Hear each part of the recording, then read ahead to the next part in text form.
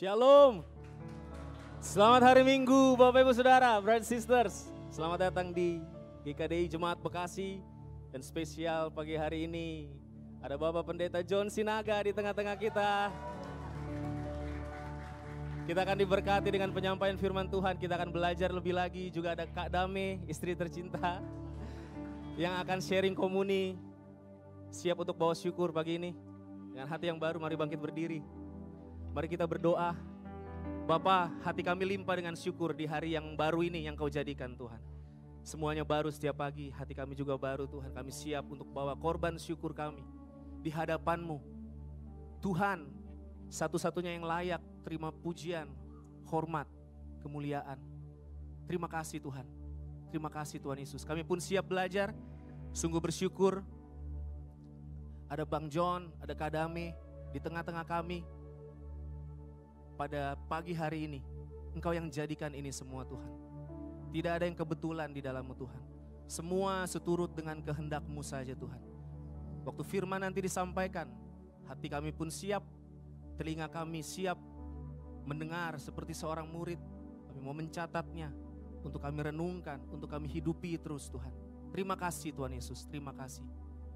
Kiranya apa yang kami persembahkan Tuhan, dan terlebih lagi hidup kami, selalu menyenangkan hati-Mu. Di dalam nama Yesus kami berdoa, kami mengucap syukur. Yang percaya katakan amin.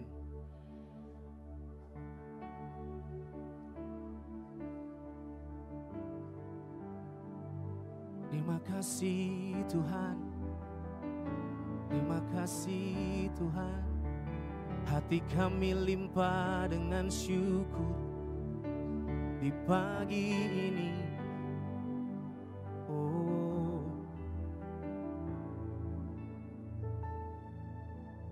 Saat ku masuk ke hadirat-Mu, ku tersungkur dan sembah-Mu.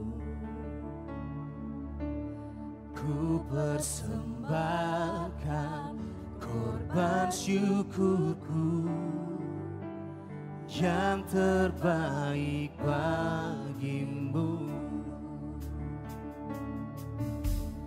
Saat ku masuk ke hadirat-Mu, ku tersungkur dan sembah-Mu. Ku persembahkan korban syukurku yang terbaik bagi-Mu. Ku bawa korban syukur ke tempat kudus-Mu Tuhan. Hatiku limpah dengan syukur, sebab Tuhan baik.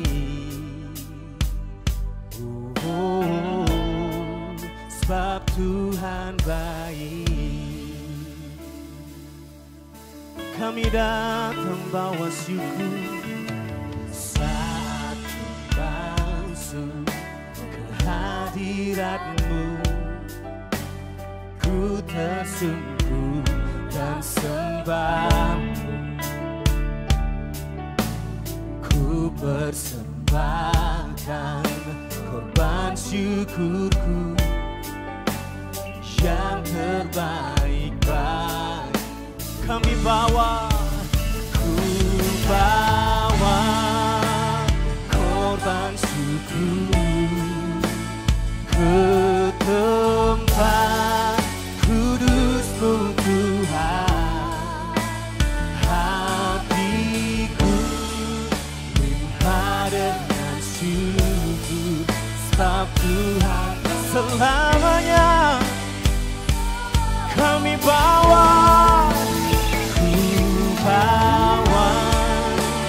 korban syukur ke tempat kudus-Mu. Hatiku limpah dengan syukur, sebab Tuhan selamanya.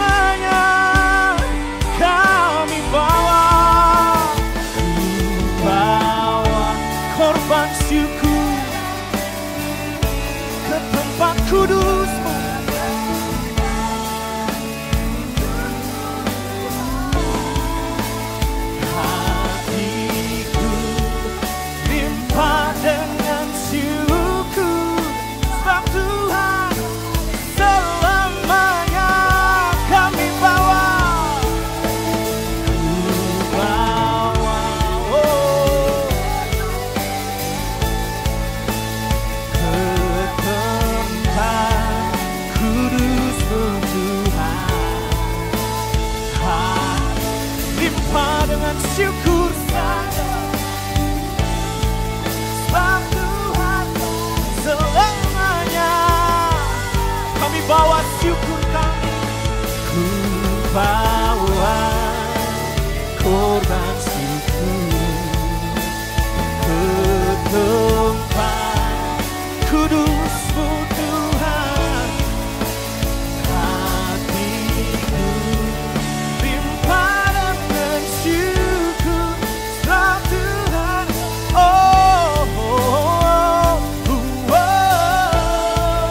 sebab Tuhan baik, teramat baik. Sebab Tuhan baik,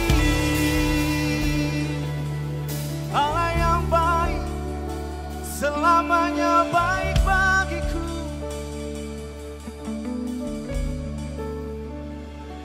Yesus, Kau kebenaran yang menyelamatkanku.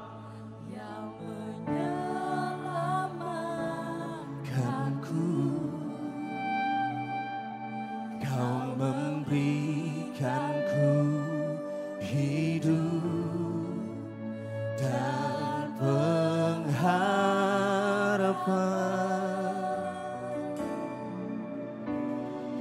Ku ikut kehendak-Mu, ku perlu anugerah-Mu. Ku nyatakan janjiku kepada. Ini janji kami di hadapan-Mu.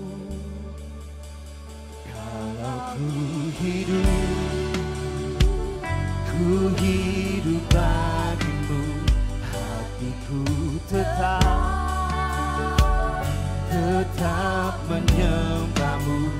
Dunia tak bisa menjauhkanku dari kasih-Mu. Selama kami hidup, selama ku hidup bagi-Mu, mataku tetap memandang-Mu. Dunia tak bisa menjauhkanku dari kasih-Mu. Kau satu-satunya kebenaran, Yesus, Kau kebenaran yang menyelamatkan kami.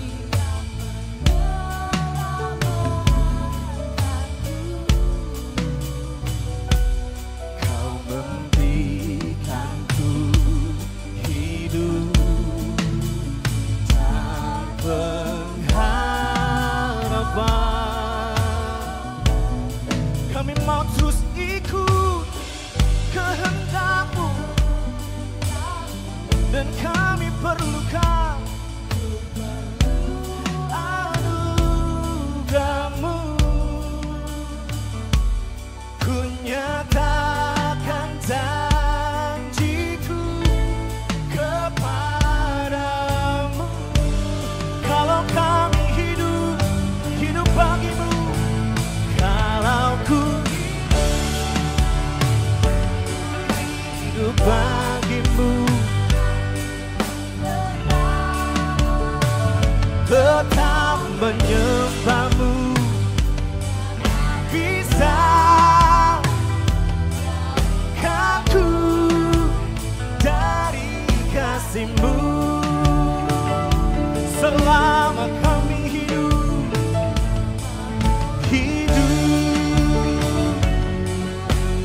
bagi-Mu, tetap memandang-Mu. Bisakah ku dari kasih-Mu? Kalau kami hidup hari ini,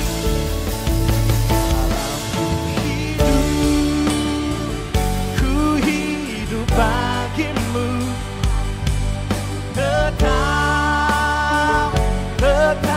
menyembah-Mu.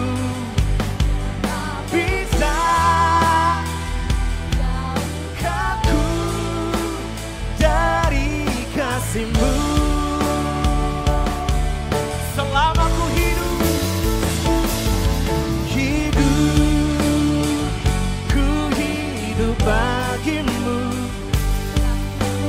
kau memandang Yesus, bisa aku dari kasih-Mu. Dunia takkan bisa,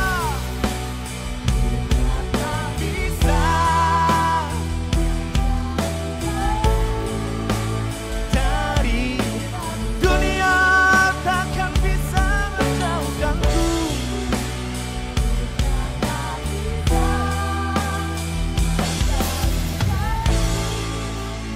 Dari kasih-Mu Tuhan. Oh, Mazmur, Engkau yang mendengarkan doa, kepada mula datang semua yang hidup. Berbahagialah orang yang Engkau pilih dan yang Engkau suruh mendekat untuk diam di pelataran-Mu. Kiranya kami menjadi kenyang dengan segala yang baik di rumah-Mu, di bait-Mu yang kudus. Mazmurkanlah kemuliaan nama-Nya, muliakanlah Dia dengan puji-pujian. Katakanlah kepada Allah betapa dahsyatnya segala pekerjaan-Mu. Oleh sebab kekuatan-Mu yang besar, musuh-Mu tunduk menjilat kepadamu. Seluruh bumi sujud menyembah kepadamu dan bermazmur bagimu, memazmurkan nama-Mu.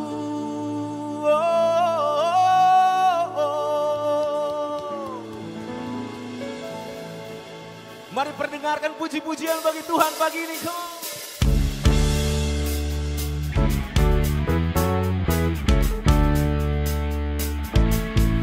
Brother sister,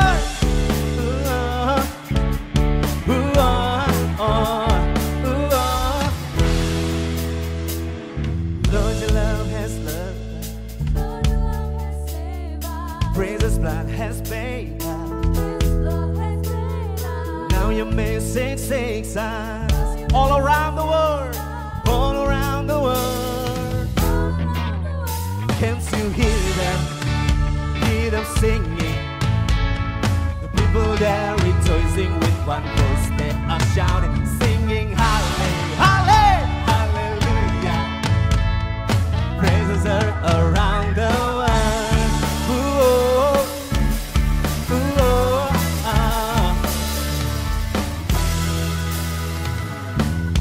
Your creation, each and every nation, sending your salvation all around the world, all around the world. Can't you hear them? Can't you hear them? Hear them singing. The people there rejoicing with one voice. They are shouting, singing hallelujah, hallelujah. Praises are around. Can't you hear them?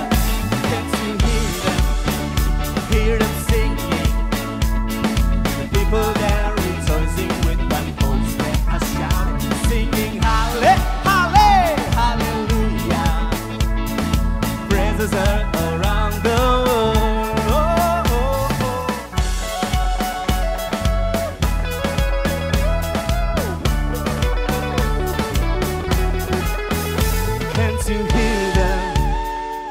Singing, the people there rejoicing with one voice. They are shouting, singing hallelujah, hallelujah.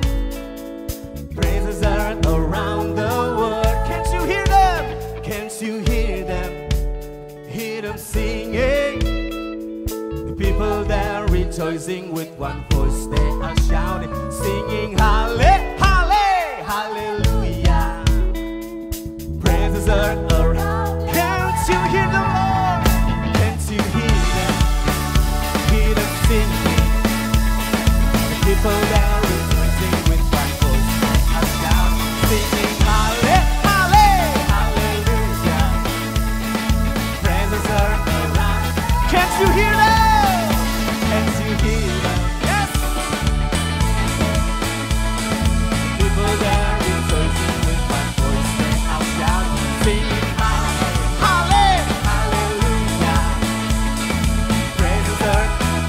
Praises heard around the world.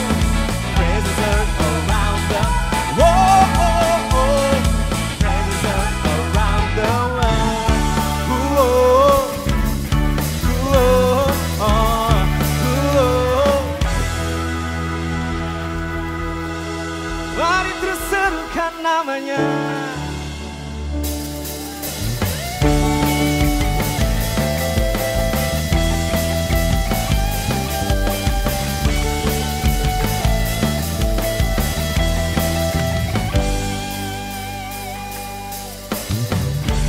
Tuhanku maha besar, Tuhanku maha kuasa, Raja segala raja.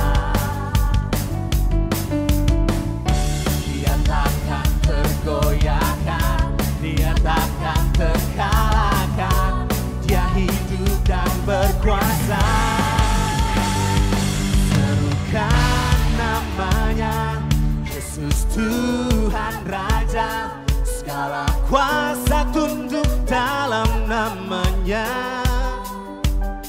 Dia luar biasa, perkasa mulia, Yesus nama di atas segala nama. Oh, oh, oh.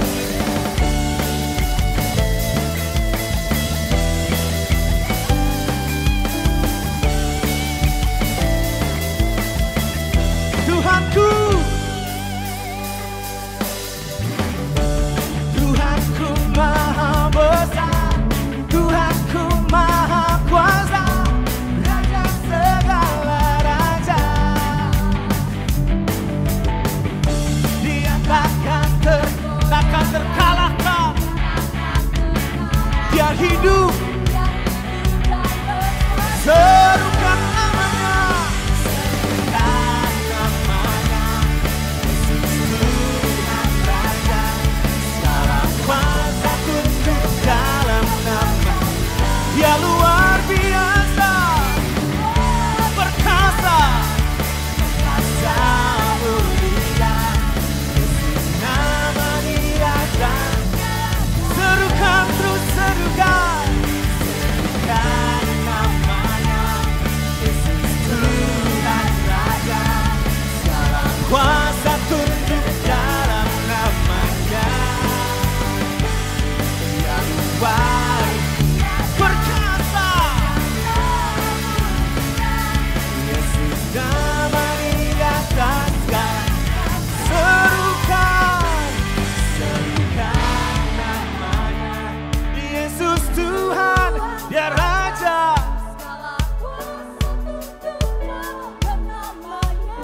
Dia luar biasa, perkasa mulia, Yesus. Oh, oh, oh, oh, oh, oh, oh. Serukan nama Yesus,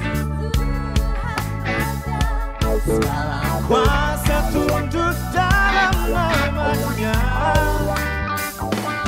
Dia luar biasa, perkasa mulia, Yesus nama di atas.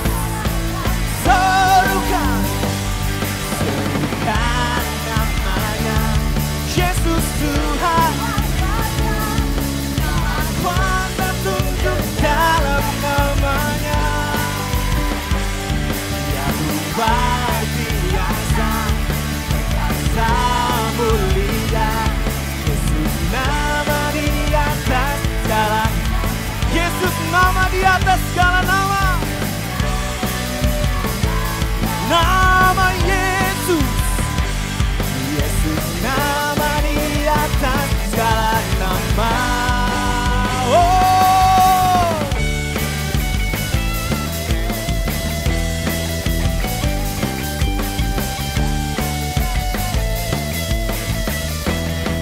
Yesus,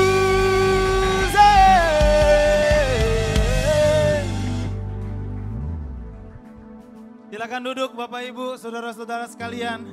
Hari ini kita diberkati luar biasa kedatangan Bapak Pendeta John Sinaga beserta istri. Kedua orang ini abang dan kakak saya, bahkan sebelum saya jadi pelayan saya banyak dapat inspirasi. Mungkin karena inspirasi dari mereka lah saya jadi pelayan. Bagaimana melihat cerita mereka ya. Mereka memimpin jemaat Depok. Beberapa tahun setelah itu mereka dipindahkan ke jemaat Bogor. Jadi saat ini beliau memimpin jemaat kita di Bogor. Ya, tempat Abel juga kuliah. Bapak Ibu, siapkan catatan kita, miliki telinga dan juga hati seorang murid untuk bisa belajar. Tema kita Let Them Hear. Saya mendengar banyak kisah mereka berdua, bagaimana mereka dimenangkan jadi murid, bagaimana mereka menjawab panggilan sebagai pelayan Tuhan, bagaimana mereka mau dikirim misi. Saya rasa ini tema yang cukup tepat untuk Bapak Pendeta John Sinaga membagikan firman di tema ini. Tanpa berlama-lama, mari kita kasih tepuk tangan yang meriah buat Bapak Pendeta John Sinaga. Thank you. Nama saya John. Saya jadi grogi loh, cuman di sini saya grogi. Saya nggak pernah grogi, saya bikin orang grogi. Tapi di sini saya grogi. Bagi saya, thank you untuk pujiannya, nyanyiannya, kalian lakukan hal yang luar biasa. Ini suara saya udah habis, nggak ada lagi sisa buat khotbah sebenarnya. Saya suka sekali pujiannya semua, hati orang dari sini sampai ke belakang itu memuji Tuhan ya. Dan kita bisa rasa bahwa semua orang memberikan hatinya kepada Tuhan. Dan saya percaya itulah kenapa Tuhan berikan ada hari Minggu. Karena hari lain kita suka berikan hati kita ke yang lain-lain. Hari Minggu ke Tuhan. Thank you untuk Guntur. Walaupun kamu nggak ada istri, masih tetap datang ibadah. Kita sangat bangga dengan itu. Gitu. Saya sama Dame bersyukur ada di sini. Udah lama sekali kita nggak ada ke sini. Dan saya bertemu tadi teman-teman yang juga senior saya juga banyak di sini. Jadi bagi kita melihat Bekasi seperti sekarang itu satu pujian buat Tuhan ya. Dan sebelumnya kita bersatu di dalam doa. Bapa di surga, segala pujian, syukur kami, hormat kami, hati kami bahkan seluruh diri kami bawa kepada Engkau Tuhan. Dan saat ini Bapa, kami haus dan lapar, jiwa kami membutuhkan firman-Mu. Karena itulah kehidupan yang kami rasakan sebagai satu tujuan yang membedakan kami dari seluruh orang di dunia. Sehari-hari kami melakukan aktivitas di dunia, tetapi jauh di dalam hati kami, firman-Mu akan menuntun setiap keputusan kami. Karena perjalanan ini sebenarnya adalah perjalanan pulang ke rumah Bapa. Perjalanan untuk kembali kepada kekekalan. Karena itulah sebenarnya rumah kami. Berkati jemaat-Mu dan tuntun hamba-Mu yang akan membawakan firman. Dalam Yesus kami berdoa. Amin. Wow, Tuhan menjawab doa. Akhirnya saya dapat mimbar juga. Kira tadi nggak dapat. Oke. Thank you. Kita akan belajar hari ini di tema yang sama. Let them hear. Judul khotbah saya hari ini adalah biarkan mereka mendengarkan suara kemenangan. Ini menarik kenapa saya katakan suara kemenangan. Karena di dalam hidup kita, sebenarnya kita setiap hari mendengarkan suara sejak kita lahir. Bahkan ada suara yang sudah ada di dalam kepala kita tertanam. Dan itu mempengaruhi seluruh hidup kita, keputusan kita. Ada suara di kepala kita yang katakan, saya pernah ada suara di kepala saya bilang, seperti ini, kamu tidak berharga. Dan suara itu ada di dalam kepala saya 19 tahun. Jadi setiap kali saya melihat satu hal, iya saya nggak berharga. Saya gagal. Saya ada suara di kepala saya yang mengatakan, kamu tidak dikasihi. Karena sejak saya kecil dari 5 tahun, papa mama saya sudah berantakan hidupnya. Dan apapun yang saya lakukan juga tidak mengambil perhatian mereka. Dan saya, di kepala saya suara itu begitu kencangnya. Hari ini ada juga suara lain di kepala saya. Kadang-kadang ketika memilih jodoh ada juga suara di kepala saya. Yang aneh. Dia harus begini, begini, begini. Waktu saya dengarin suara itu, saya nggak bisa mengambil keputusan. Akhirnya saya dengarkan suara Tuhan, makanya damai istri saya. Betul ya? Aku pindahin slide gimana caranya ya? Gini ya? Atau gini? Oh, canggih sekali di sini. 6G. 6 ya? Oh gitu. Jadi aku ini jangan pindah dulu. Saudara kita Riko sudah khotbah ini minggu kemarin dan dia udah bicara ini, kita udah lihat di sana. Aku nggak bisa lihat, berarti aku harus buka dulu di ini kok. Ya. Bukan salah sana, emang mata saya yang bermasalah. Sebentar ya.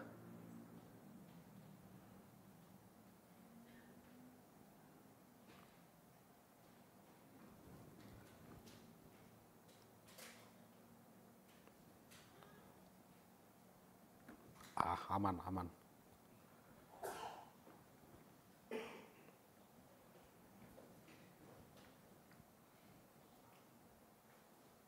Ya, bagaimana supaya kita tetap punya hati kepada jiwa yang hilang? Pesan dari 7 jemaat. Udah dijelaskan kemarin untuk kita bisa menjaga nyala api itu tetap ada, bertahan dari segala kesulitan. Kita juga memilih untuk tidak suam-suam kuku, setia sampai akhirnya. Nah, kalau tidak mau suam-suam kuku, cabut aja kukunya, pasti nggak suam-suam lagi. Itu gampang sekali sebenarnya. Nah, tema kita lah di Wahyu 3:22. Siapa bertelinga hendaklah yang mendengarkan apa yang dikatakan Roh kepada jemaat. Ayat ini powerful banget. Di mana powernya? Siapa bertelinga hendaklah dia mendengarkan. Selama kita punya telinga, kita harus dengarin ini. Dan ini berlaku kepada semua orang. Pesannya memang dalam konteks Wahyu kepada 7 jemaat. Tetapi pesan ini harus sampai kepada semua yang bertelinga. Yang bisa mendengar. Apa yang Tuhan perdengarkan kepada kita? Ini bisa membentuk suara-suara di kepala kita. Seperti yang dialami oleh jemaat masa itu. Kebayang nggak kalau jemaat saat itu ya, mengalami penganiayaan yang hebat. Para pemimpin utama ditangkapi dan martir.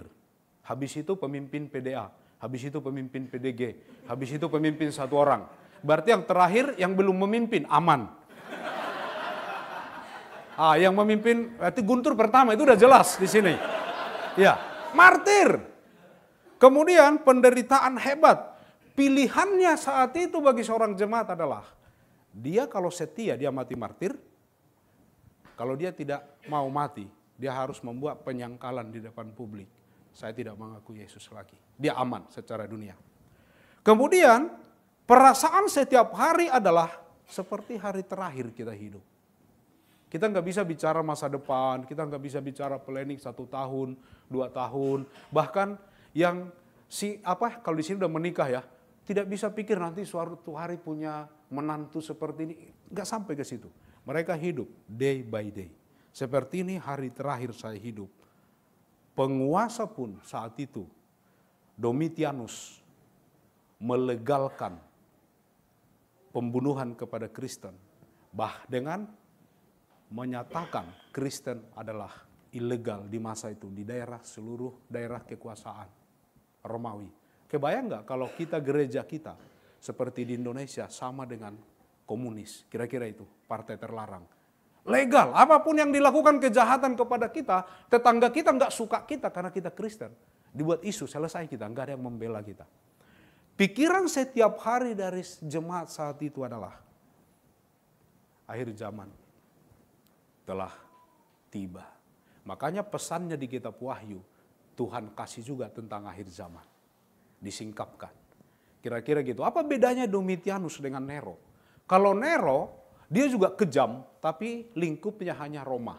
Lebih diutamakan di kota Roma. Dia bakar kota Roma dan dia kambing hitamkan orang Kristen pelakunya. Sejak itu orang Kristen disikat di Roma keluar. Tapi tidak sampai dia buat ilegal kekristenan.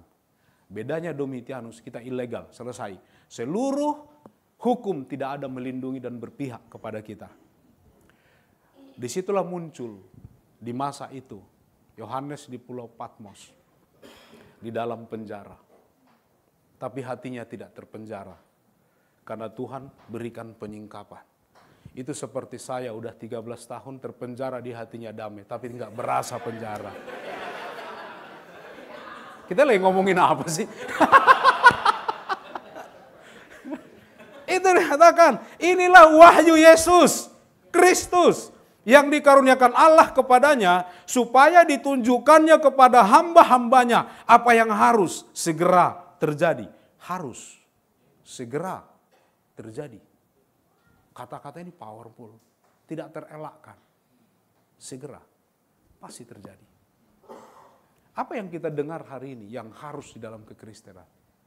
Yang segera terjadi. Dan oleh malaikatnya yang diutusnya, ia telah menyatakannya kepada hambanya, Yohanes. Kenapa wahyu sering salah dipahami? Kita belajar dulu, saya banyak dulu belajar tentang bagaimana menelaah kitab wahyu.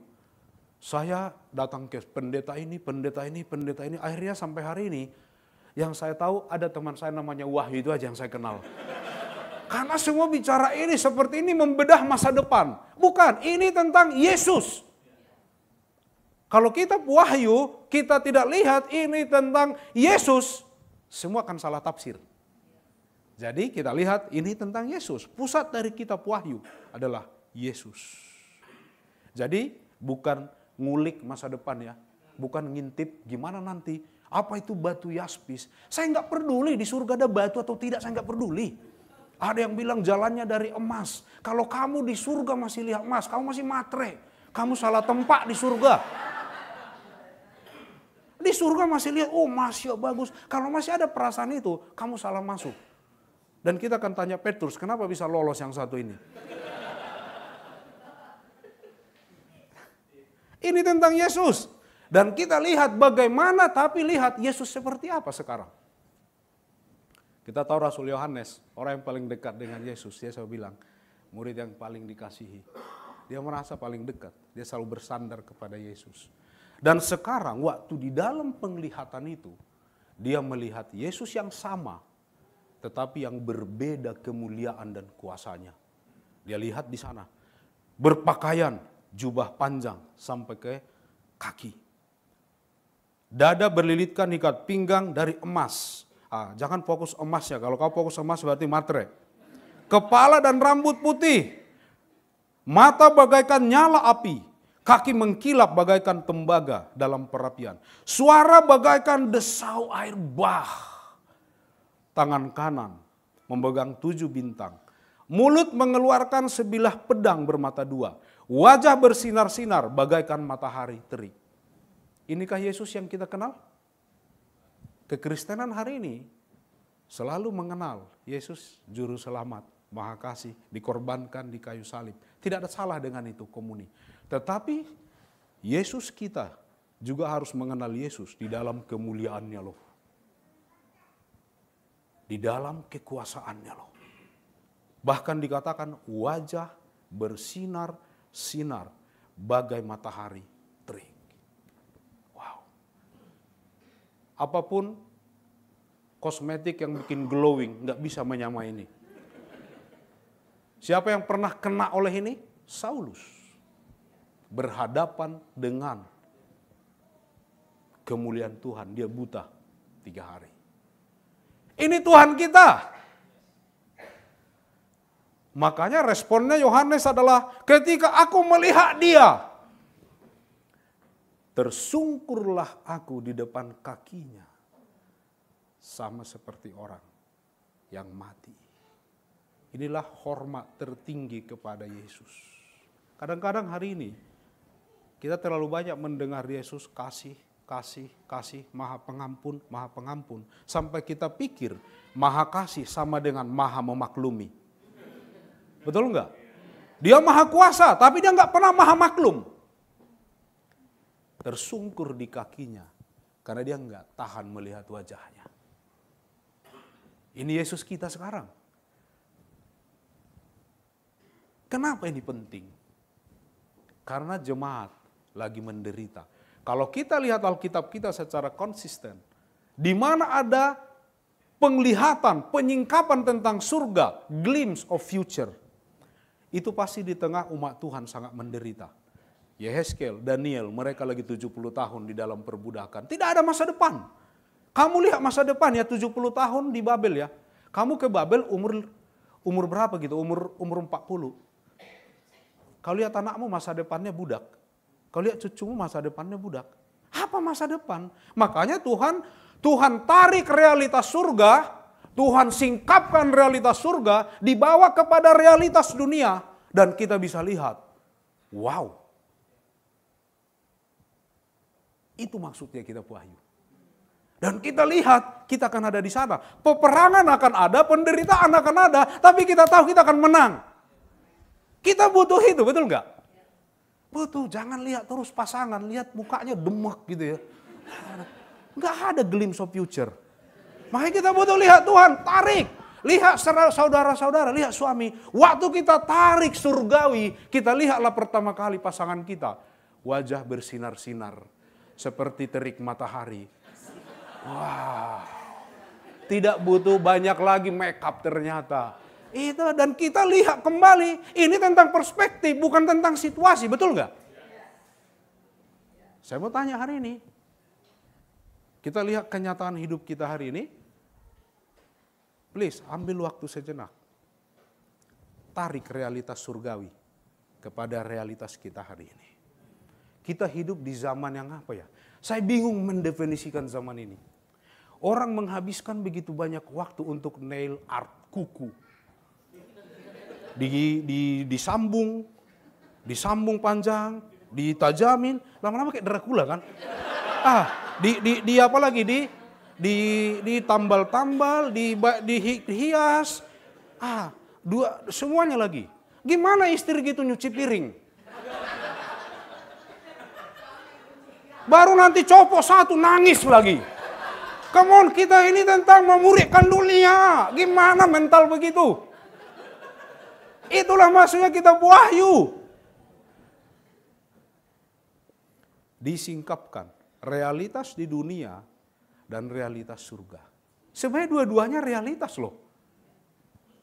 Itu reality loh. Tapi perspektif yang membuat itu realitas atau tidak. Saya suka sekali lihat wahyu.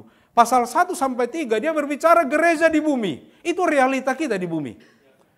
Kita udah dapat pesannya kepada 7 gereja itu. Kemudian di pasal 4-5 disingkapkan lagi Tuhan di surga. Halo, dunia boleh berkobar, hancur, cilaka, surga baik-baik saja loh. Tuhan masih Tuhan yang sama bertahta di sana, malaikatnya masih powerful, dan iblis tidak ada bisa menyentuh itu. Surga masih baik-baik saja. Hubungan kita yang tidak baik-baik saja. Surga baik-baik saja loh. Masih sama Tuhannya. Semuanya masih sama. Di pasal 6 ayat 16 disingkapkan juga dari surga iblis di bumi. Makanya fokus 7 meterai. Ada 7 sangkakala, ada 7 cawan malapetaka. Enggak apa-apa, itu pekerjaan iblis di bumi. Kemudian di pasal 17 ayat 18 dibuat keadaan manusia di bumi. Kemudian pasal 19 ayat 20 Kristus turun ke bumi. Wow. Dia ada di bumi bersama kita lagi. Secara kasat mata lagi. Wow. Kemudian di pasal 21-22. Langit yang baru, bumi yang baru, surga. It's very beautiful. Kita wahyu. Kita bisa melihat waktu bersamaan. Realitas dunia dan realitas surga. Dan itu hanya diberikan kepada kita Kristen. Itu kita wahyu. Amin, itu aja khotbahnya. Kenapa ini dikatakan dibuat sini? Di tengah pasal 1 semua keadaan bumi, keadaan surga. Di antara itu semua kejadian itu diselipkanlah. Orang percaya itu apa yang akan kita alami di tengah itu. Dengan satu pesan. Apapun situasi itu. Tetap setia dan kita akan menang. Wow. Indah sekali ya kita wahyu. Jadi selama ini yang mengajar kita kitab Wahyu, ya apalagi yang udah pernah naik turun surga berkali-kali, itu kan saya nggak tahu dia terakhir mendaratnya di mana, itu yang saya belum dapat. Kan ada tuh yang udah naik, yang aku takut dia, Tuhan aja ya, Yesus, sekali turun, sekali naik, turun 2 kali, udah selesai. Ada yang lebih dari Yesus loh. Saya nggak tahu surga yang mana yang dia itu. Yesus kan, tahu kan sekali turun juru selamat, baru dia naik. Sekali turun lagi sebagai hakim. Betul ya? Kalau ada 20-an, dia surga yang mana? Tapi sampai hari ini, saya nggak tahu terakhir dia mendarat di mana. Itu yang saya belum tahu. Kenapa perlu? Saya lupa bilang. Lupa kode. Sorry. Saya di Bogor tidak terlalu canggih. Kami masih untuk menggeser aja slide seperti menggeser beban hidup. Masih begitu.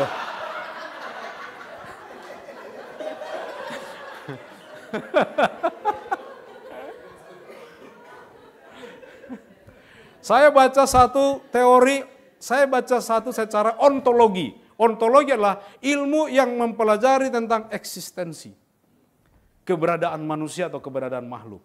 Di situ dikatakan manusia membutuhkan realitas dan imajinasi dihubungkan dengan kerja otak. Dan realitas yang kita lihat, imajinasi kita itu membentuk paradigma mentalitinya kita. Makanya tadi lihat ini jadi apapun ilmu pengetahuan masuk ke Alkitab. Kenapa? Ketika kita melihat realitas yang di sekitar kita, bekerja otak kiri. Betul nggak? Yang menghitung, menilai ini. Betul kan? Dan memutuskan otak logikanya kita. Jadi kalau cinta ini perlu juga logik, makanya ada hitungannya.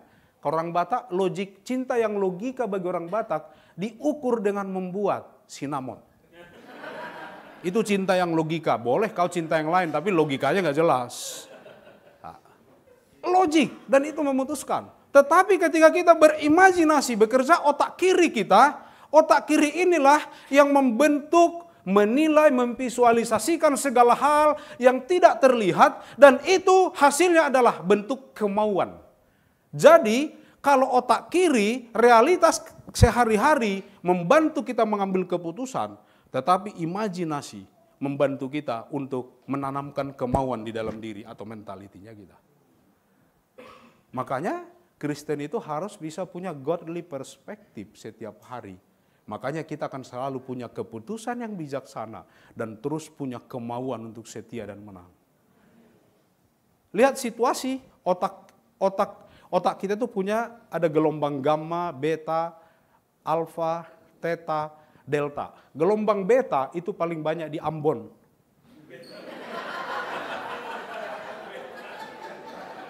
Lucu ya? Enggak.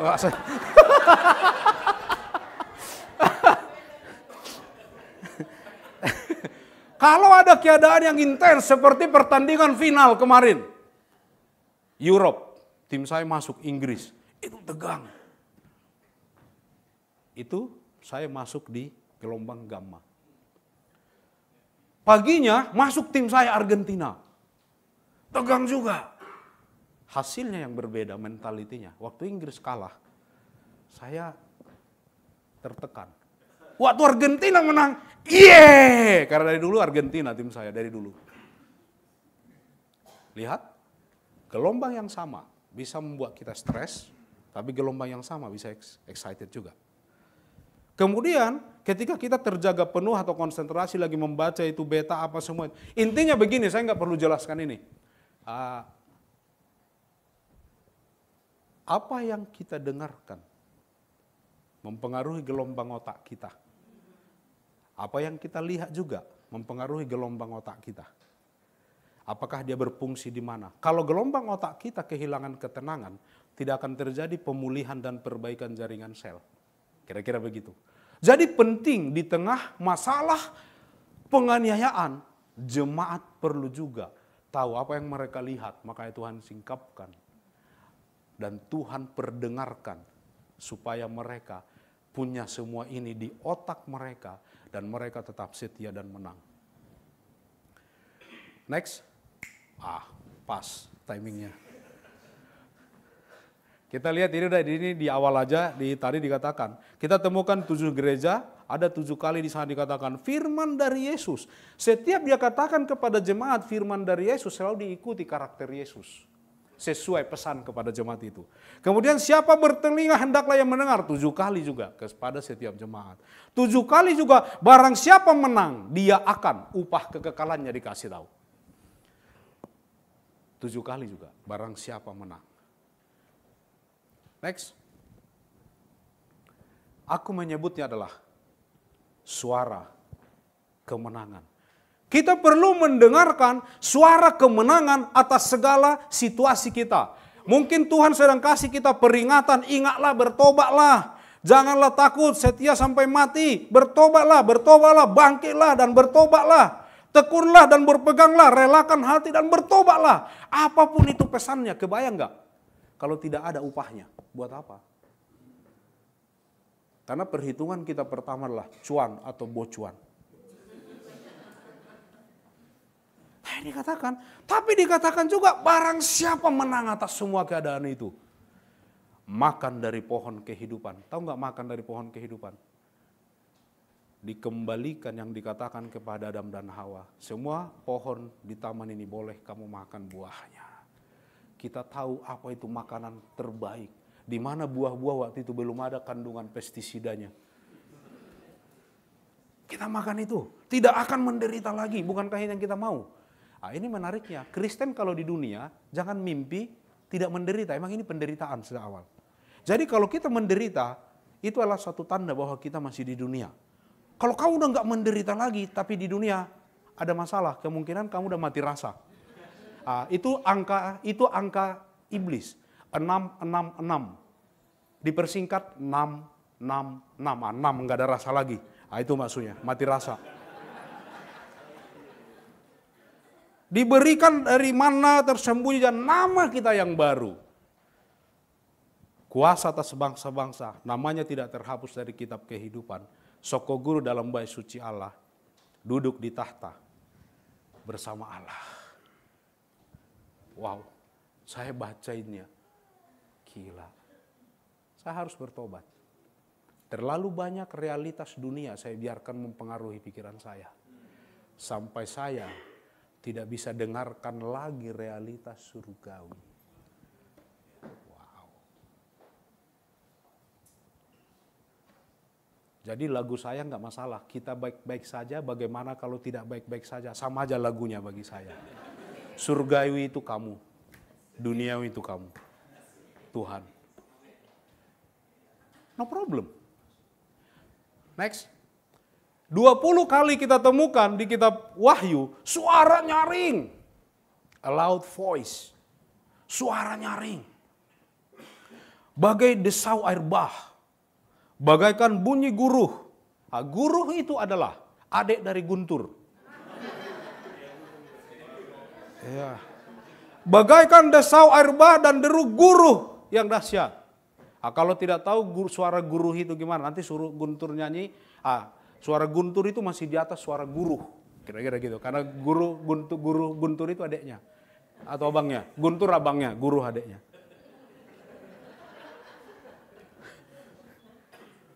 Saya pernah khotbah seperti ini. Saya tanya orang terakhir, Bro, apa yang kau belajar dari khotbah saya? Oh, kamu lucu. Jadi mulai poin pertama ketika ke belakang saya nggak melucu lagi, saya janji. Enggak. Yang diingat cuma wah, tadi saya bukan khotbah, tadi saya stand up comedy. Ini menarik lagi, kita baca di Wahyu 12 ayat 10-11. Ini salah satu adalah suara kemenangan yang kita harus dengar tentang Yesus. Dan aku mendengar suara yang nyaring di sorga berkata, sekarang telah tiba keselamatan dan kuasa dan pemerintahan Allah kita dan kekuasaan Dia yang diurapinya, karena telah dilemparkannya ke bawah pendakwa saudara-saudara kita yang mendakwa mereka siang dan malam di hadapan Allah kita. Dan mereka mengalahkan Dia oleh darah anak domba dan oleh perkataan kesaksian mereka, karena mereka tidak mengasihi nyawa mereka sampai ke dalam maut. Kalau kita baca pasal 12 di sana adalah terjadi peperangan di surga antara malaikat Mikael dan malaikatnya iblis. Masalahnya adalah malaikat iblis di sana disebut naga. Si naga marganya ternyata. Si naga, si ular tua dilemparkan dari surga.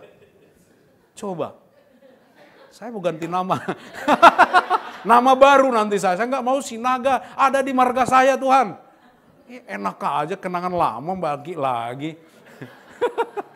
Itu yang dikatakan diurapinya, kemudian ada peperangan iblis ke bawah. Di bawah iblis menghancurkan segala hal. Di situ ada perempuan. Ada perempuan, ada anak laki-laki. Banyak orang menerjemahkan berbagai siapapun itu terserahlah. Nanti kalau kalian penasaran, masuk surga aja, biar kita spend time dengan Yesus. Dia jawab, dari sibuk penafsiran ternyata salah semua. Udah kita buat di memori otak kita, nyampahin aja. Udah gitu nggak benar gitu kan. Kemudian terjadi di bawah peperangan, akhirnya mereka menang juga di bawah. Bagaimana kita berperang hari ini di bawah? Hanya satu yang mengalahkan iblis di dunia. Darah anak domba. Makanya kita tadi komuni.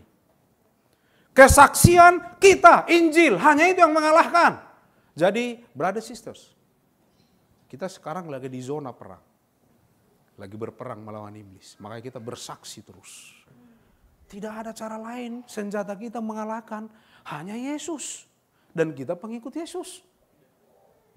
Biarkan salib itu terus juga menjadi senjata kita.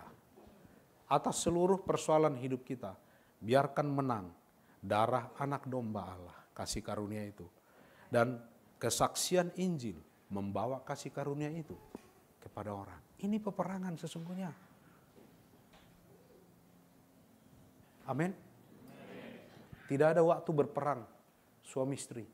Apalagi kalau berperang sebelum pergi ke gereja. Ini peperangan sebelum pergi ke gereja. Suami mandi 5 menit. Istri mandi, habis mandi di kaca lagi. Kita udah di mobil, istri masih ini. Bentarnya istri saya bisa 30 menit loh. Bentar. Istri saya agak masalah juga dia waktu dan ruang. Dan itu berkah buat saya. Itulah yang membutakan dia dan selalu dilihat. Dia nggak ngerti bagaimana saya mengisi relung ruang-ruang waktu di hatinya itu. Itu saya nggak tahu. Tuhan taruh saya di sana.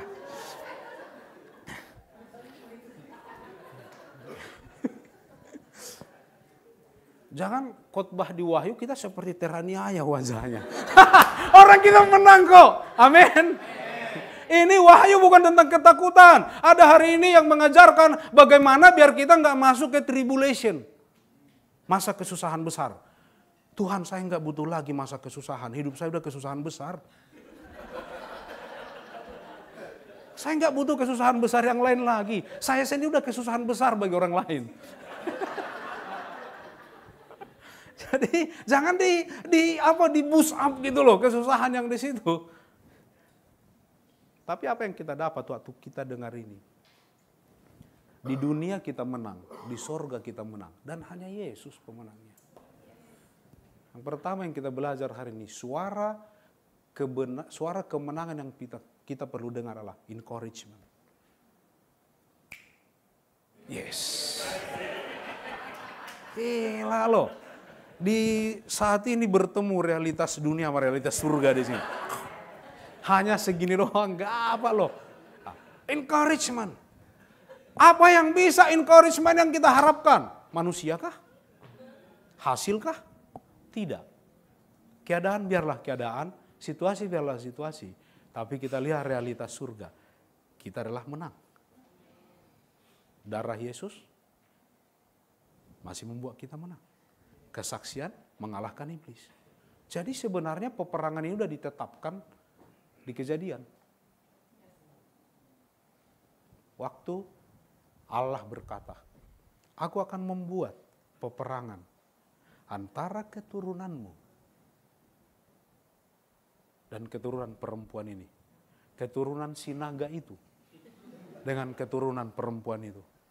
Keturunan si naga akan meremukkan tumit tapi keturunan yang meremukkan kepala. Jadi ini peperangan apa? Kita hanya terlukai sampai tumit, tapi kita pikir terluka sampai ke hati. Tumit doang, gak apa-apa. Tumit doang, gak usah dibawa ke hati. Kita terlalu bawa ke hati aja sebenarnya. Benar gak? Udah gitu tumit sakit, aduh kepala dibawa ke pikiran. Itu masalahnya, tumit doang. Tumit doang, paling gak bisa main bola. Iya kan, sekarang udah bisa main bola di jempol. Ikut kejuaraan bola apa yang gak bisa lagi di jempol? Kan udah online semua. Tumit doang peperangannya, tapi kita mau lihat seperti iblis itu. Dan kadang-kadang saya kasihan, kita membuli iblis terlalu banyak. Iblis itu udah pensiun, udah lama, kan ular tua katanya, udah tua dia. Dari mana saya tahu? Orang saya sih naga.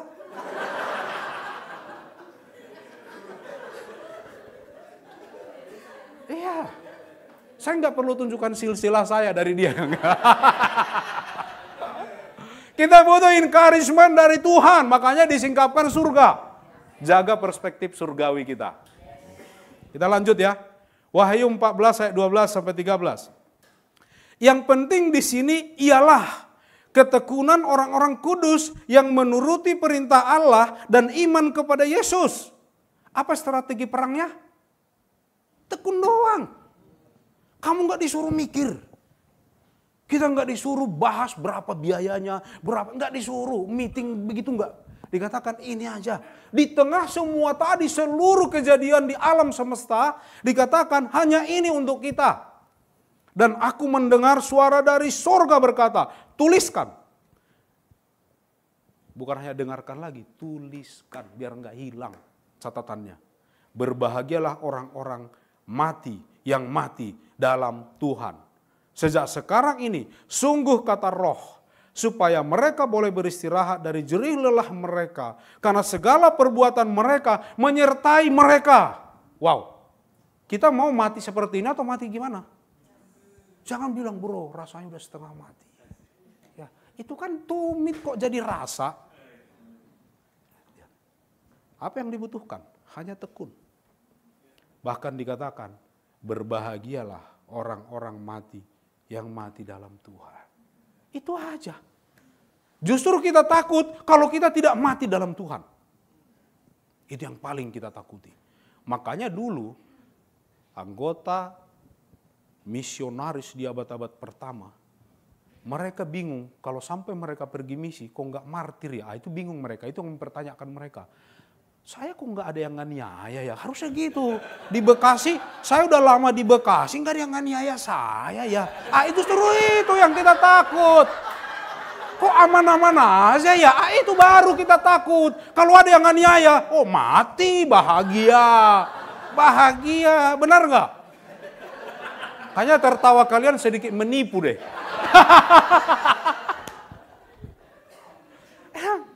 Itu yang terjadi. Tuliskan. Mati dalam Tuhan. Makanya bagi saya pergi ke ladang misi. Bagi saya itu adalah sukacita. Saya menambah probabilitas supaya saya mati dalam Tuhan. Amin. Thank you Gun. Kau waktu amin agak ke telinganya Kak Dame. Amin. Gitu. Jadi Kak Dame menjelas suara kemenangan itu. Voice of victory.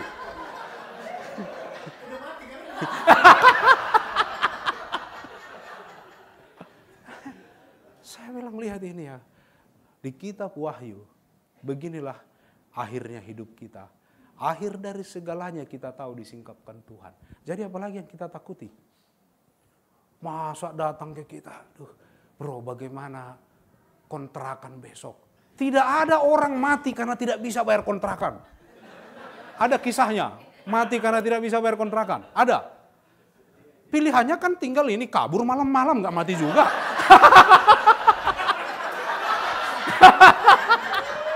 Mati enggak?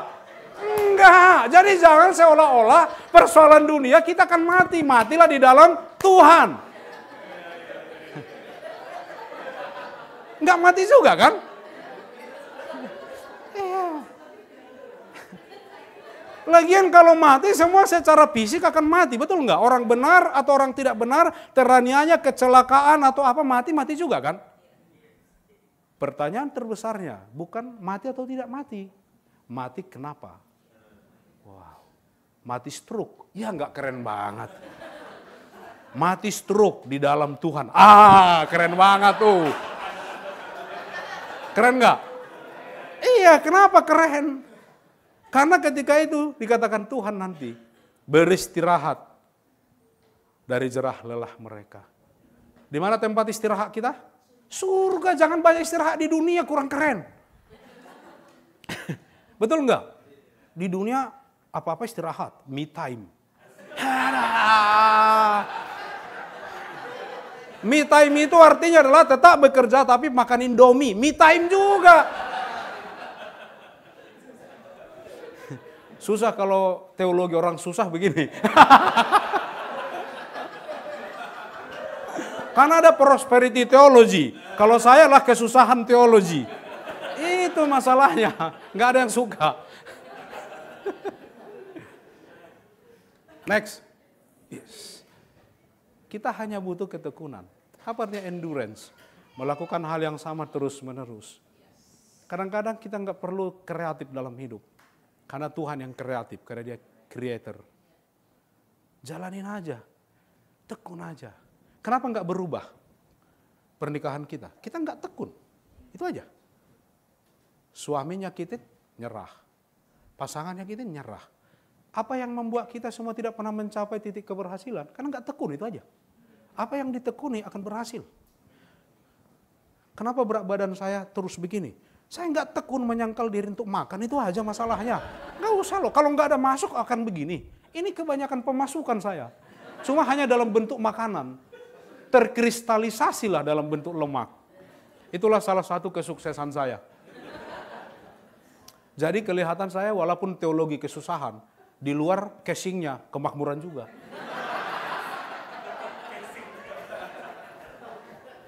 Bertekun dalam iman kita, amin. Bertekun aja. Jangan sibuk menghitung kapan selesai, enggak. Biarkan kita nanti. Selesainya adalah di surga. Tuhan bilang, istirahat. Akan ada masanya Tuhan menyuruh kita istirahat. Tapi dia nggak menyuruh kita beristirahat di bumi. Untuk misi ya.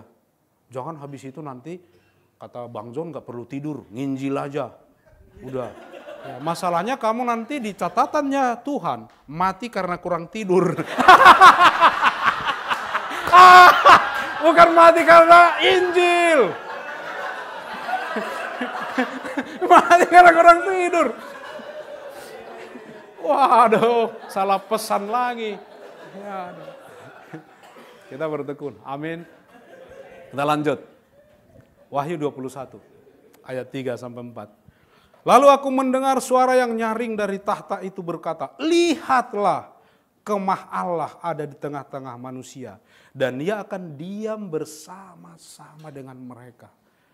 Mereka akan menjadi umatnya dan dia akan menjadi Allah mereka. Dan dia akan menghapus segala air mata dari mata mereka. Dan maut tidak akan ada lagi. Tidak akan ada lagi perkabungan atau ratap tangis atau duka cita. Sebab segala sesuatu yang lama itu telah berlalu. Akan berlalu semuanya. Saya bayangkan ya, Tuhan. Kau bisa bayangkan Tuhan menghapus air matamu.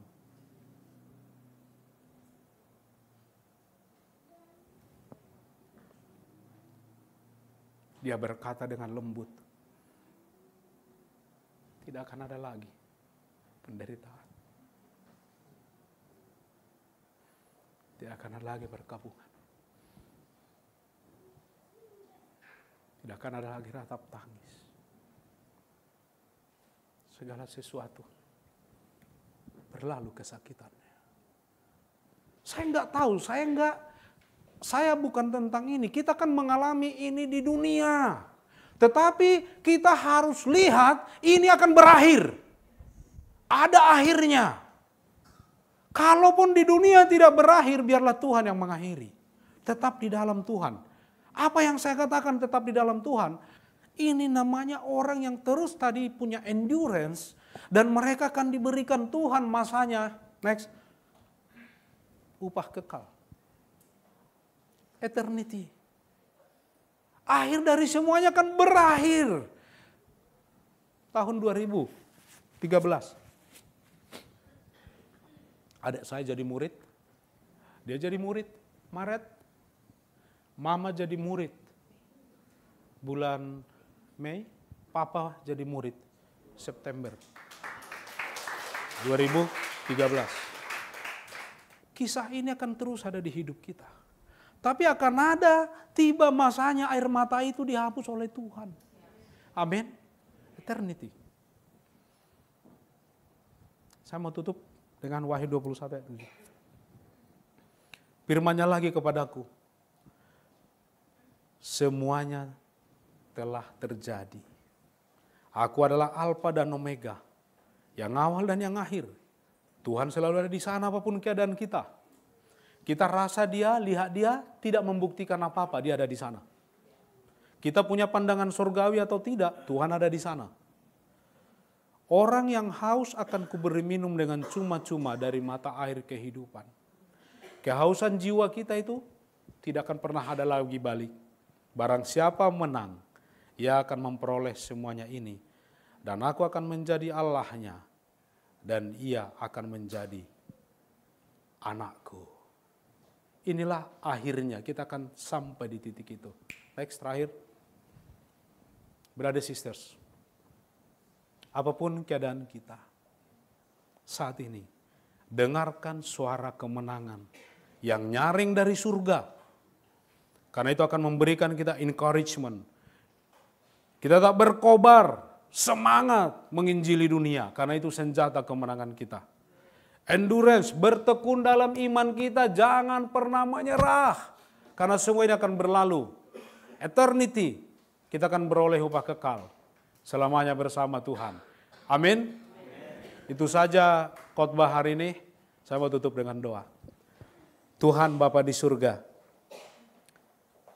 bantu kami Bapa, untuk perspektif rohani kami terjaga. Apapun keadaan kami saat ini, kami selalu bisa menarik realitas surgawi di atas realitas duniawi kami. Dan kami mau terus Tuhan, dapat api semangat dorongan yang dari Engkau Tuhan. Kami mau mendengarkan Engkau di atas segala keadaan kami. Dan kami mau terus bertekun Tuhan di dalam firman-Mu, memberitakan firman-Mu. Dan kami tahu Tuhan, upah kami bukan lagi di dunia, tapi kekekalan. Sertai seluruh jemaat-Mu di Bekasi. Dalam Yesus kami berdoa. Amin.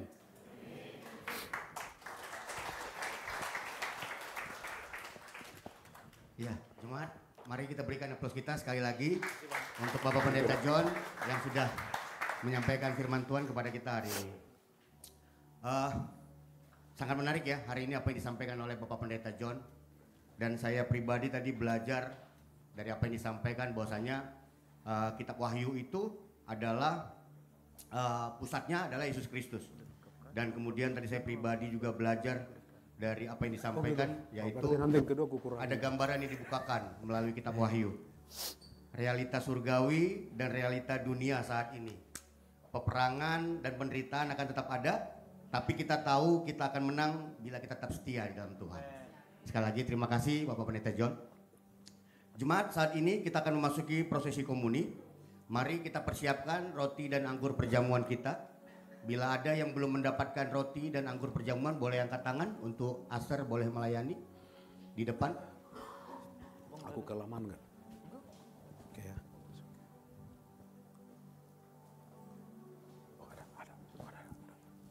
Ada lagi yang belum mendapatkan roti anggur perjamuan? Oke. Jemaat, sebelum kita memasuki prosesi perjamuan kudus, saat ini telah hadir bersama kita seorang sister, yaitu Kak Dame, yang akan sharing komuni dan berbagi tentang arti salib di dalam hidupnya. Saya persilakan, mari Kak.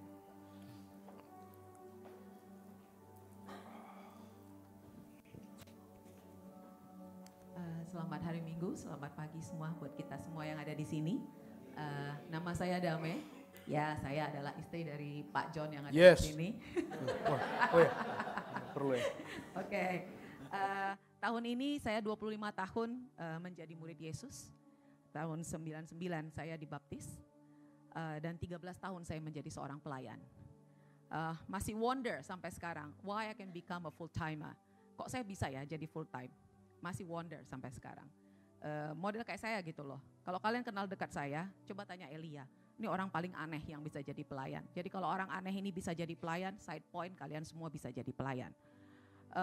Saya datang jadi dari anak yang paling kecil di keluarga saya.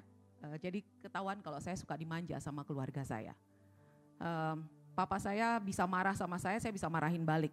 Karena dia sayangnya sama saya. Yang lain abang saya sama kakak saya takut sama bapak saya. Tapi saya enggak. Saking sayangnya dia dan saya saking sayang banget sama dia. Saya selalu diajarkan untuk bekerja keras, tidak boleh bergantung sama siapapun. You cannot depend on others. Bagi saya adalah be smart, jangan bodoh, jangan mau dikerjain. Jangan mau diganggu orang, tapi jangan mau diganggu orang. Itu prinsip saya. Saya selalu merasa bahwa Tuhan itu luar biasa baik dalam hidup saya. Dia selalu buat saya sampai ke dalam satu titik di mana saya nggak bisa ngapa-ngapain. Dia selalu buat saya, dia tahu saya siapa.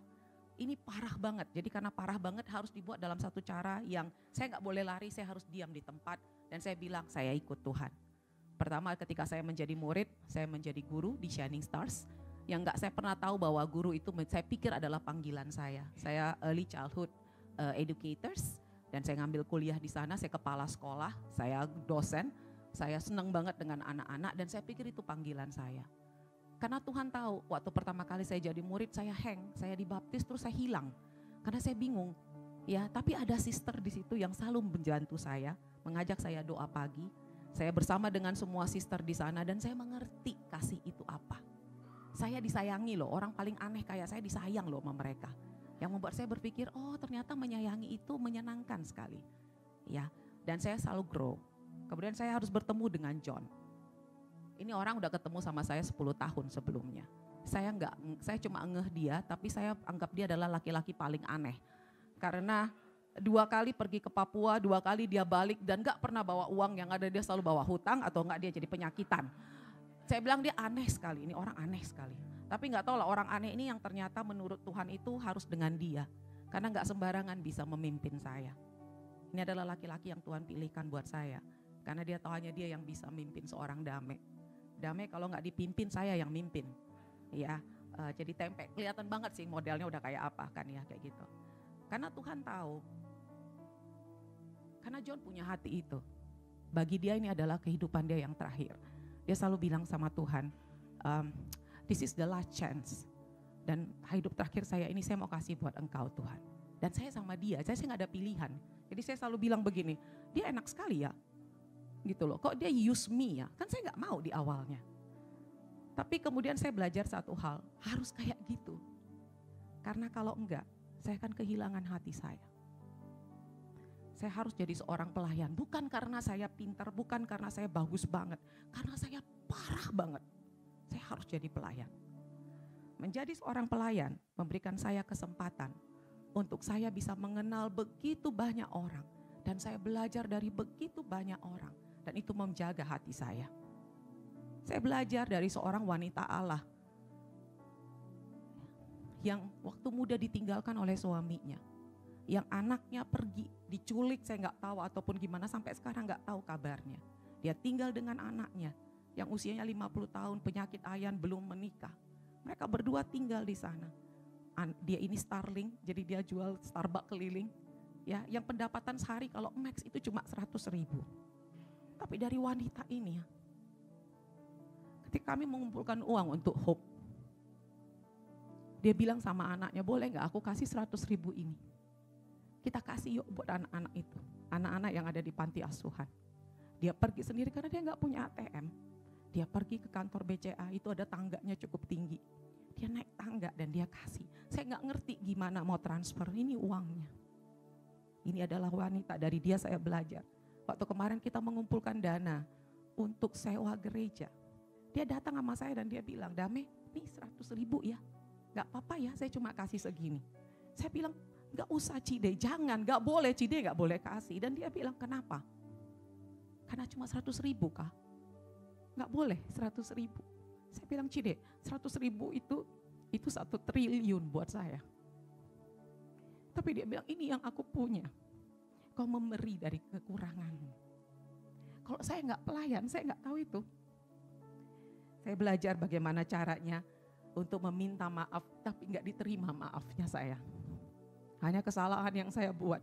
Saya dianggap seperti penjahat. Bataknya saya keluar. Saya nggak makan dari kau. Saya nggak ngapa-ngapain kau. Yang kau kiranya cuma kau doang yang boleh marah. Itu saya. Ayo lu mau ngapain? Sini. Itu saya. Tapi jadi pelayan saya ingat. Di Wahyu dikatakan. Tapi kau sudah melupakan kasihmu yang mula-mula. Bagi saya kasih mula-mula itu adalah salib. Bagi saya itulah kasih itu. Karena di depan salib saya gak bisa ngomong apapun. Ketika saya datang dan ketemu orang itu. Dia ngelihat saya aja kayaknya udah muak banget. Tapi menjadi seorang pelayan, saya jadi diingatkan terus menerus. Dan saya bilang, I am so sorry untuk kejahatan yang saya buat. I am so sorry udah nyakitin hati kamu. Kakak memang, kakak yang menyebalkan sekali ya, yang gak ngerti. Tapi please give me one more chance. To just become your sister lagi, supaya bisa jadi kakak kau lagi, bolehkah? Dan saya masih harus menunggu berapa lama ya untuk dia bilang, oke kak, aku sudah maafkan kok. Tapi ketika saya dapat itu ya, saya merasa Tuhan thank you ya, kau tahu kebutuhan saya. Dan saya tahu saya gak akan bisa dapat itu kalau saya gak jadi pelayan. Dan saya merasa sekarang menjadi seorang pelayan. Itu karena Tuhan tahu ini saya butuhkan untuk menjaga hati saya. Ayat di Wahyu tadi tentang gereja di Efesus itu selalu membuat saya bilang, Tuhan marah sama Efesus. Gereja ini luar biasa, banyak sekali yang mereka sudah lakukan. Tapi kata Tuhan, aku mencela engkau karena engkau melupakan kasihmu yang mula-mula. Ketika saya melihat kasih saya yang mula-mula, saya melihat bagaimana Yesus berkorban. Apa sih yang saya lewatin? Saya gak ada korbanin apapun, saya korbanin apa? Saya belum ada, peluh saya belum berubah menjadi darah. Saya belum dicaci, saya belum dimaki, baru begitu doang, minta maaf gak diterima, begitu doang udah sakit hati.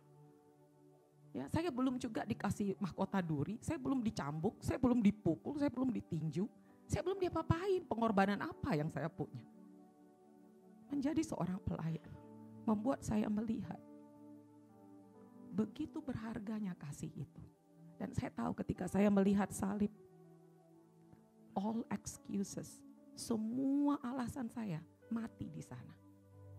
Semua kemarahan saya mati di sana. Karena gak layak saya gak layak kok. Saya gak layak. Saya selalu ingat kata-kata yang selalu dengar itu adalah begini. Kalau Yesus mati buat dia, who do you think you are? Kalau Yesus mati buat dia, who do you think you are, Dame? Kamu gak bisa maafkan dia. Itu selalu menjadi kekuatan saya untuk bilang, oke Tuhan. Dan menjadi pelayan memampukan saya untuk saya bisa melihat itu. Menjadi pelayan mungkin kalau pelayan lain ini adalah satu hal privilege, ini adalah satu apa, bagi saya ini needs. Ini kebutuhan saya. Saya nggak tahu di sini apa yang kita hadapi, apa yang kita alami, struggle apa.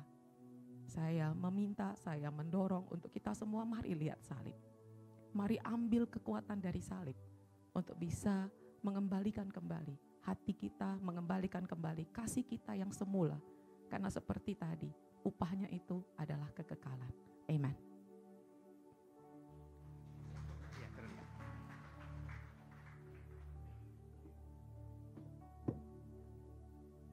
Terima kasih buat Kak Dame yang sudah berbagi sharing komuni kepada kita hari ini. Jemaat, saat ini kita akan memasuki prosesi perjamuan kudus. Mari kita persiapkan hati dan pikiran kita. Mari kita ambil waktu sejenak 1-2 menit untuk kita dapat mengingat kembali pengorbanan Kristus di kayu salib. dan kita bisa merenungkan apa arti salib di dalam hidup kita pribadi.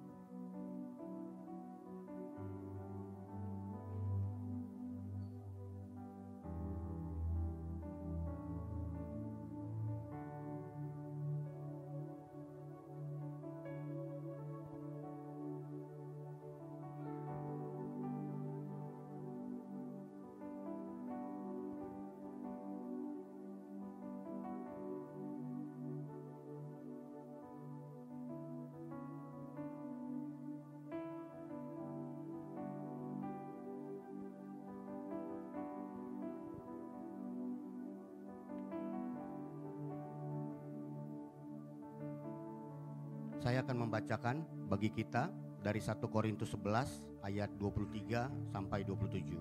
Mari kita angkat roti perjamuan kita. Sebab apa yang telah kuteruskan kepadamu telah aku terima dari Tuhan, yaitu bahwa Tuhan Yesus pada malam waktu ia diserahkan, ia mengambil roti. Dan sesudah itu ia mengucap syukur atasnya, ia memecah-mecahkannya dan berkata, inilah tubuhku yang diserahkan bagi kamu, perbuatlah ini menjadi peringatan akan aku. Mari kita makan.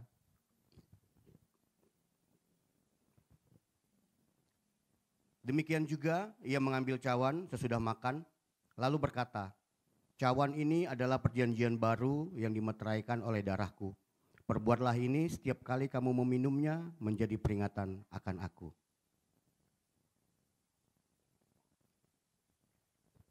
Sebab setiap kali kamu makan roti ini dan minum cawan ini, kamu memberitakan kematian Tuhan sampai ia datang. Jadi barang siapa dengan cara yang tidak layak makan roti atau minum cawan Tuhan, ia berdosa terhadap tubuh dan darah Tuhan. Mari kita tundukkan kepala, kita bersatu dalam doa. Tuhan Allah Bapa kami yang bertahta di dalam kerajaan surga. Terima kasih Tuhan untuk penyertaan-Mu di dalam kehidupan kami. Terima kasih untuk penyertaan-Mu di dalam ibadah kami hari ini.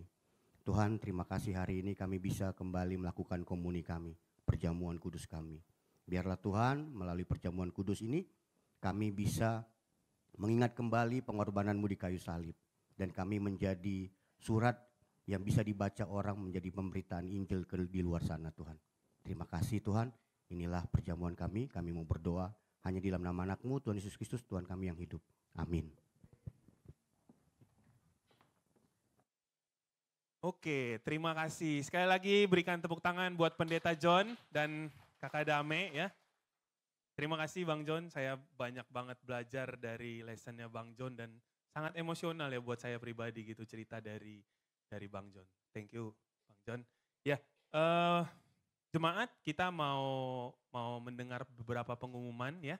Pengumuman yang pertama, ibadah Minggu 25 Agustus diadakan pada pukul 8 pagi untuk ibadah keluarga dan 10.30 untuk ibadah youth.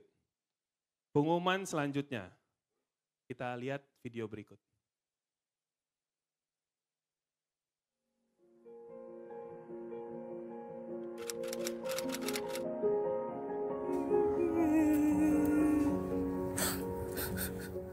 Kita turut berduka ya, Hak. Mama lu udah gak sakit lagi kok. Ya, gue juga turut berduka ya. Kita pamit dulu deh. Lu yang kuat ya, Hat. Kita pamit ya, Hat. Yang tabah ya, Hat.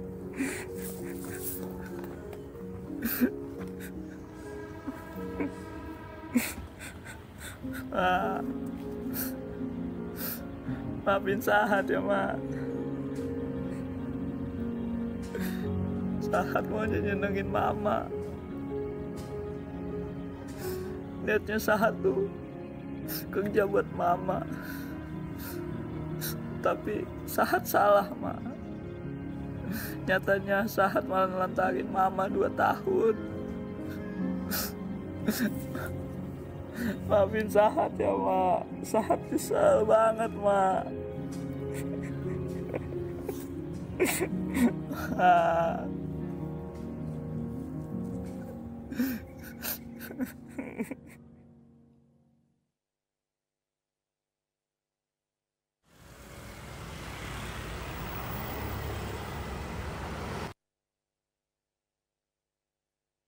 Lu niat kasih kerja? Ini tuh udah sebulan. Gak ada kerjaan lu yang beres. Lu lagi kenapa sih? Sedih nyokap lu meninggal. Udah sebulan, sadar. Kerjaan sama sekali gak ada yang beres. Capek gue punya karyawan kayak lu. Mending lu cabut sekarang. Cabut dah lu.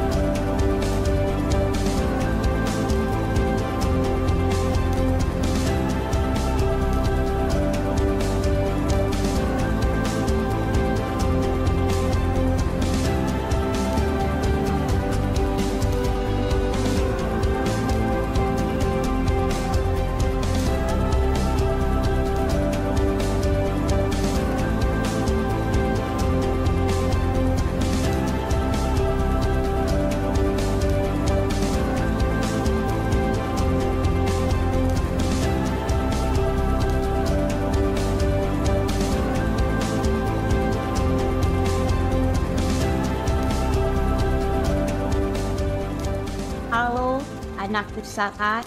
Semoga kamu sehat ya nak. Gitu perjalanan hidup mama selama di Keraton Pajajaran.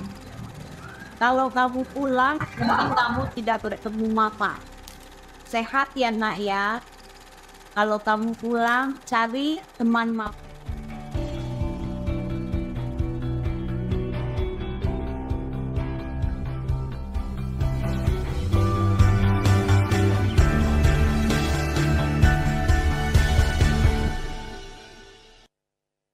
Oke.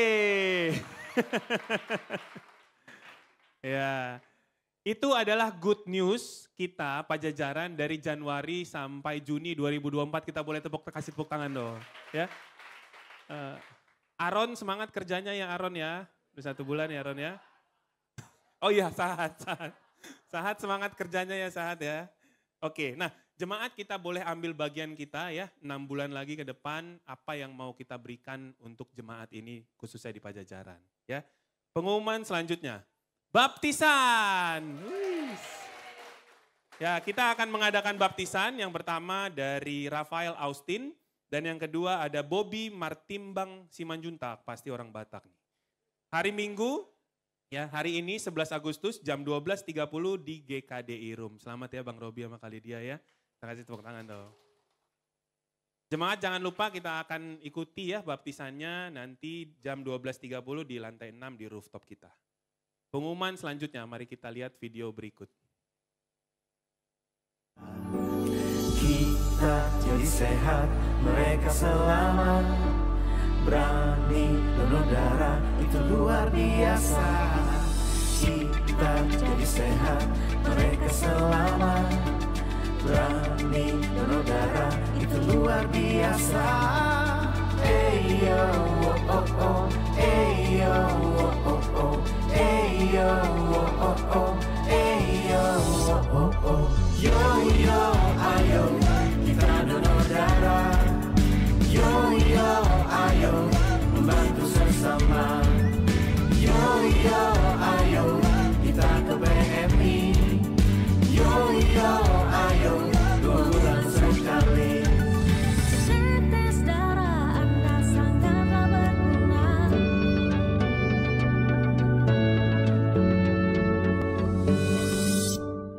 Oke, donor darah ya. Donor darah kita akan adakan hari ini. Nah, ini untuk yang kita ibadah pertama. Jadi tolong kita langsung daftarkan diri kita hari ini ya. Jadi habis ibadah langsung supaya nggak antri ya dengan ibadah yang kedua dan kita bisa mengikuti baptisan dari kampus ya. Jemaat ya. Hari ini jam 10.30 sampai jam 13.30 bertempat di GKDI Room. Kalau yang nggak bisa donor darah di kemarin ya, tolong banyakin minum karena saya nggak bisa donor darah juga tuh kemarin. Karena darahnya agak cukup kental, naik berapa ya, 0,2 atau 0,3 dari standar HB-nya ya gitu. Jadi karena kurang minum, jadi kalau memang mau donor darah, kita banyakin minum ya, jangan makan dulu. Oke, pengumuman selanjutnya, kita lihat video berikut.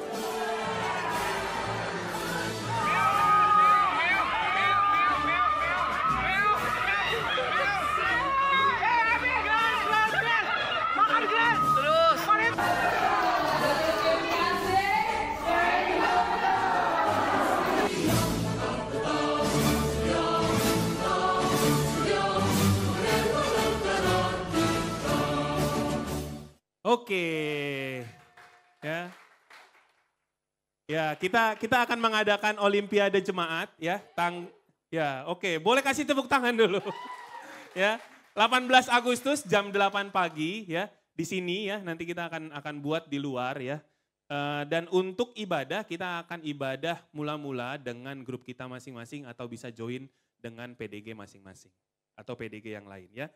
Pengumuman selanjutnya, kita akan lihat video berikut. Oh nggak ada? Oke, kata Juan nggak ada. Oke, Pajajaran goes to Israel. Ya mungkin videonya akan dibuat yang baru kali ya Bang Taufik ya. Nanti kalau butuh survei saya bisa ikut ya Bang ke sana ya. Ke Israel. Kak Dame mau ikut bareng survei bareng Bang Taufik. Ya, kita Pajajaran Goes to Israel berangkat 29 Oktober sampai 8 November 2024. Untuk informasi lebih lanjut bisa hubungi Bang Taufik di 0812 9903 741. Oke, pengumuman selanjutnya kita lihat video berikut.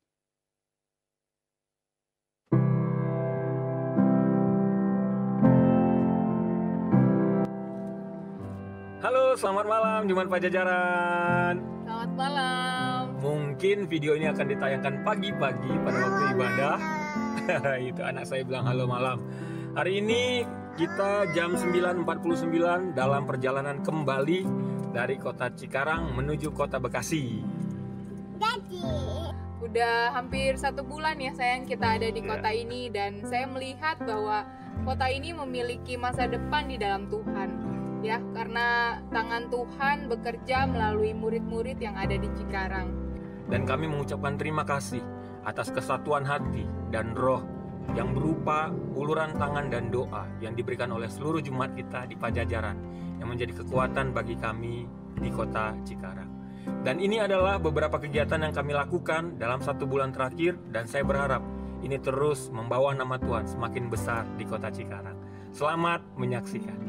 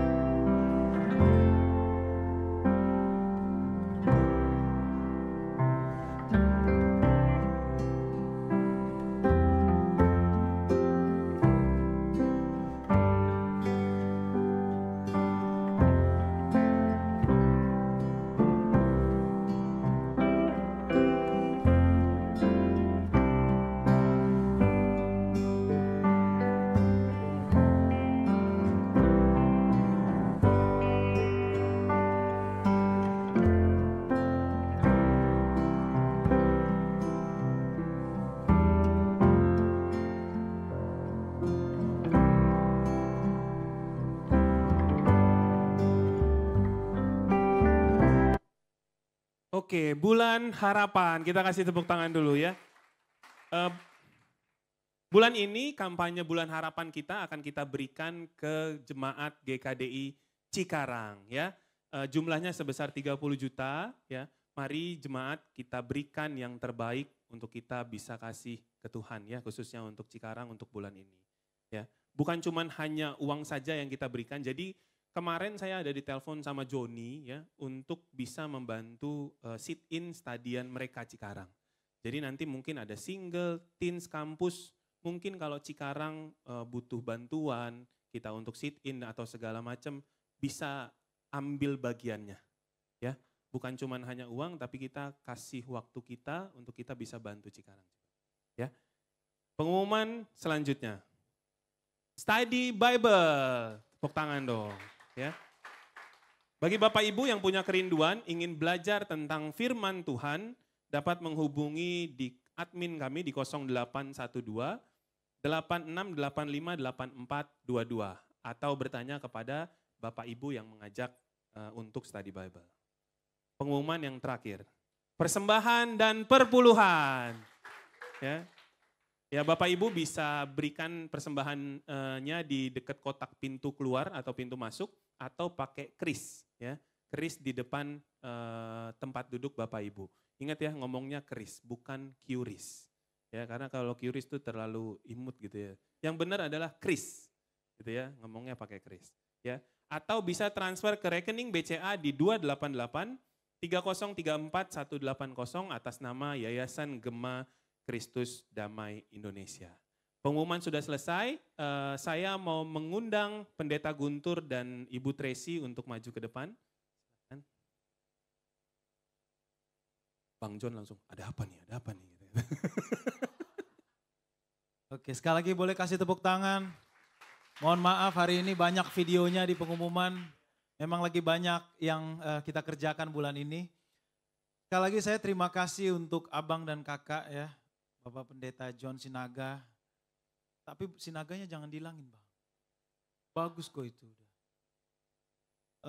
Saya bersyukur banget apa yang disampaikan membuat saya pribadi sebagai pelayan komuni yang di-sharing oleh kakak juga buat saya secure sebagai pelayan. Emang si kakak ini tahu aja nih yang di-sharing sama dia. Ya 1 tahun yang lalu saya masih ingat bulan Juli 2023 saya diundang untuk berkhotbah di jemaat di Bogor. Kami spend time, saya nginap di Bogor hari sebelumnya sebelum saya berkhotbah. Saya spend time banyak, justru itu menambahkan iman kami. Hari ini saya dengar khotbah dan juga sharing komuni juga ditambahkan imannya. Doakan kami abang dan kakak di jemaat Bekasi, doakan juga jemaat bisa terus bertumbuh ya seperti keyakinan abang dan kakak. Kami sangat bersyukur untuk kedatangan abang dan kakak. Istri saya mau menyampaikan sesuatu.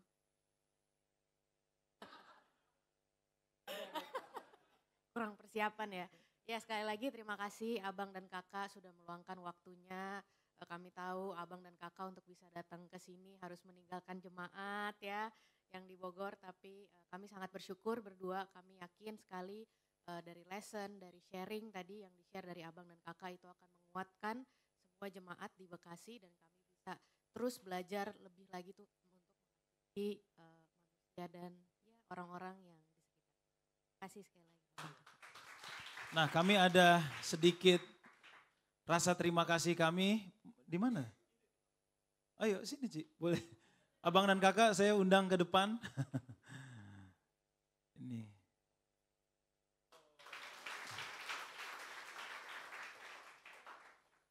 Ini rasa terima kasih kami, abang dan kakak mau datang ke jemaat ini.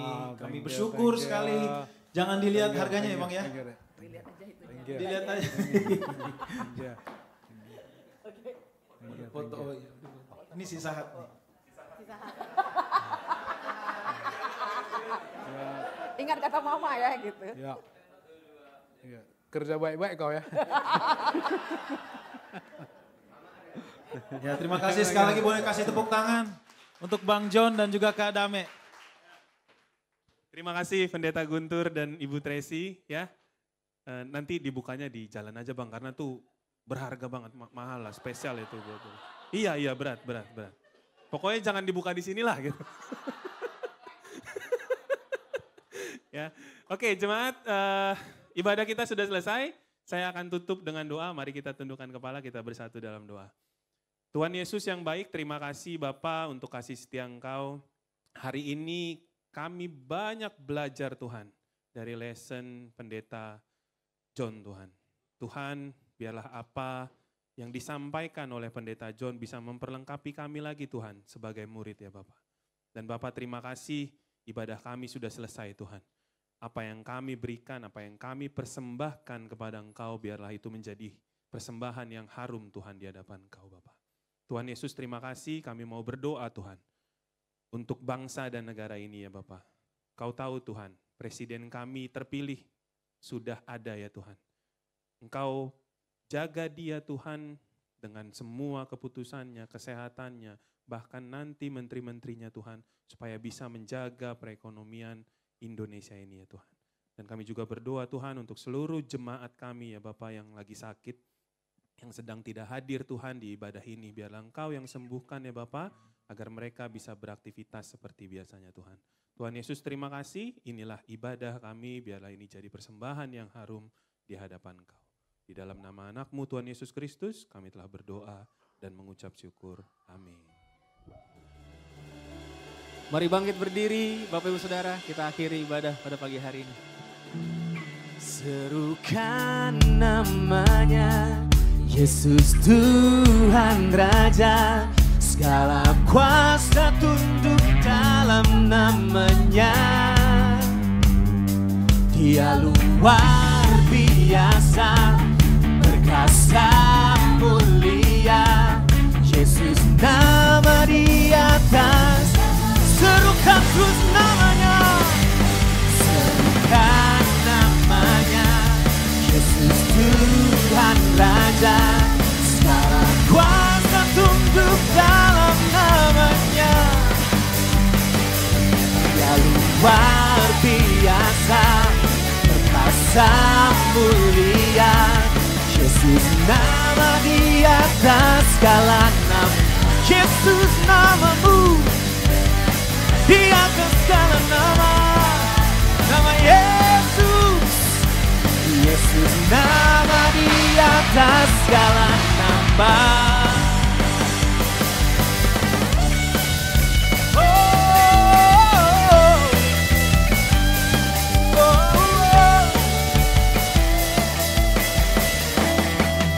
Amin. Selamat hari Minggu. Tuhan Yesus memberkati kita semua.